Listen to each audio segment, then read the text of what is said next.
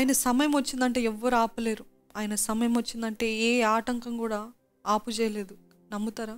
ఆయన సమయం వస్తుంది, ఆయన ద్వారం తెరుస్తాడు, ఆయన మార్గం తెరుస్తాడు, ఆయన తలుపు తెరుస్తాడు. నేను తలుపు తెరిస్తే మూయగలిగిన వాడెవడు అని వాక్యంలో రాసింది కదా.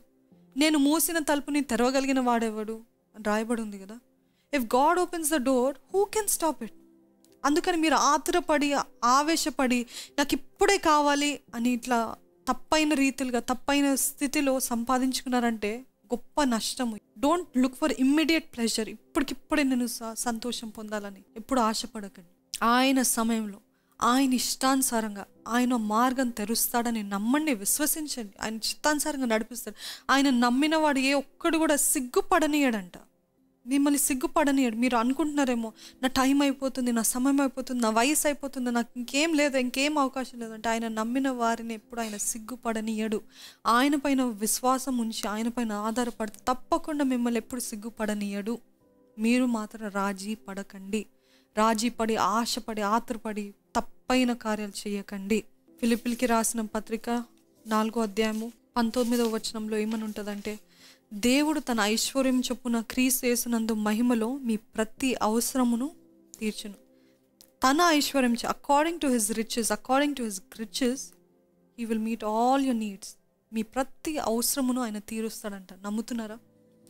ఆయన ఐశ్వర్యం చొప్పున ఆయన సమయంలో ఆయన తెరిచిన మార్గంలో.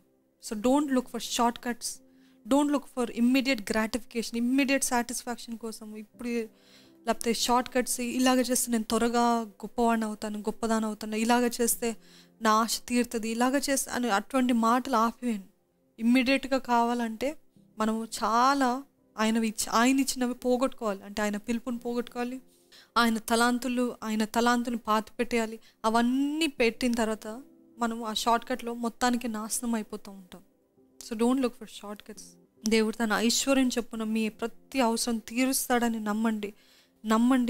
లొంగిపోకండి, విశ్వాసాన్ని కోల్పోకండి. అపవాది తెచ్చేది ఎప్పుడు ఫస్ట్లో ఇంపుగా కనిపిస్తుంది, ఆనందంగా కనిపిస్తుంది, చాలా ప్రేమించేవారుగా కనిపిస్తారు. ఇప్పుడు మీ దేవుని చిత్తంలో లేని వారు కూడా మీకు చాలా ప్రేమగా కనిపిస్తారు. అదే ప్రేమ దేవుని రాజ్యంలో ఉన్న వారి దగ్గర నుండి పొందుకోలేరేమో. But don't fall for that.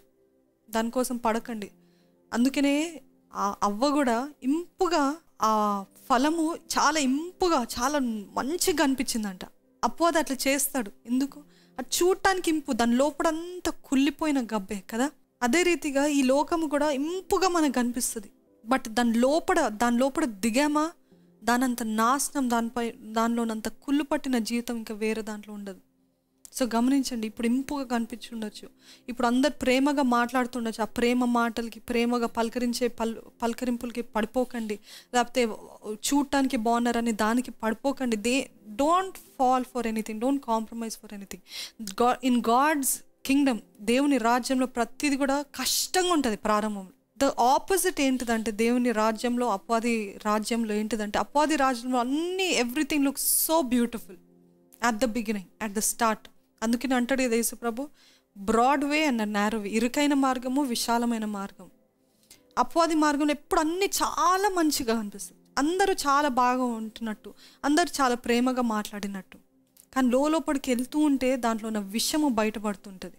కానీ దేవుని రాజ్యంలో గొప్పతనం ఏంటిదంటే, బయట ఫస్ట్ మనకి దేవుని కోసం మనం రక్షించబడిన వెంటనే అందరు చెప్పేది ఏంటంటే, రక్షించబడిన తర్వాత ఎటువంటి సమస్యలు వస్తున్నాయి, రక్షించబడిన తర్వాత ఇంతగా మేము బాధపడుతున్నాం, రక్షించబడిన తర్వాతనే మాకు ఇంత నష్టం కలిగింది అంటే, it's always like that. Praise God that you have it like that. దేవుని స్తుతించండి. మీరు కష్టపడుతున్నారంటే దేవుని స్తుతించండి.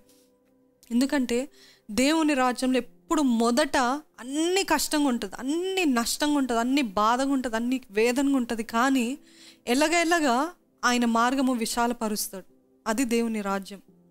సో ఇది ఇరుకుగా ఉంది, ఇది కష్టంగా ఉంది, లేకపోతే ఈ వ్యక్తి ఇలాగున్నాడు అవి చూడకండి, అలా చూడకండి. కానీ ఇది దేవుని చిత్తము, ఇది దేవుని ఇష్టం అని మీరు మొండికెత్తి లేకపోతే తెగించి ముందుకెళ్ళండి.